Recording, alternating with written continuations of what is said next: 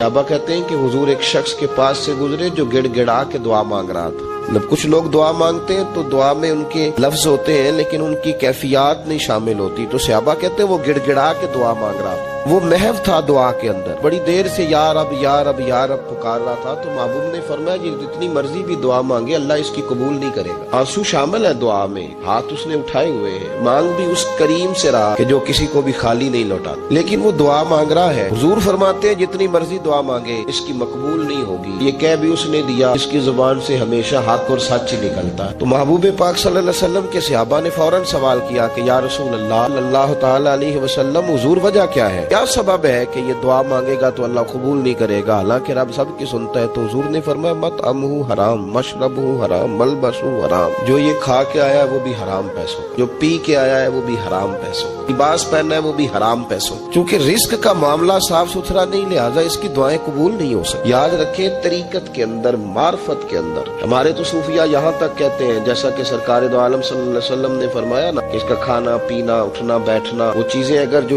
استعمال کرتا ہے وہ حلال کی ہوتی تو دعائیں بھی قبول ہوتی. تو صوفیہ تو یہاں تک کہتے ہیں, حضرت بایزید بستامی رحمۃ اللہ علیہ, کہ ایک لقمہ حرام کا جو بندہ کھائے اس کی تو 40 دن عبادت قبول ہے, نفل کیسے قبول ہو جب تک ہمارا لین دین کا مسئلہ رزق کا مسئلہ اس میں صفائی نہیں ہوتی. بندوں کے حقوق دبا کر 10 روپے 5 روپے 20 روپے بھی کسی کے رکھ کر اگر ہم یہ سمجھتے ہیں معرفت کا نور ہمیں نصیب ہو تو یہ ممکن نہیں. صوفیہ تو میرے بھائی ایک وقت روٹی کھاتے تھے, وہ لوگ تو کمزوری دکھاتے تھے, ان کے وجود تو دبلے پتلے تھے. وہ لوگ جو تھے وہ بیچارے کسی کا پھینکا ہوا ٹکڑا بھی کسی درویش کا کسی مومن کا استعمال کر لیتے تھے, لیکن زندگی میں ان لوگوں نے کبھی کسی شخص کو دھوکہ نہیں دیا, کسی کا مال نہیں رکھا.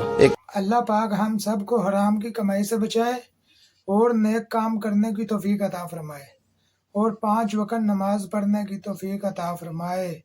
آمین ثم آمین.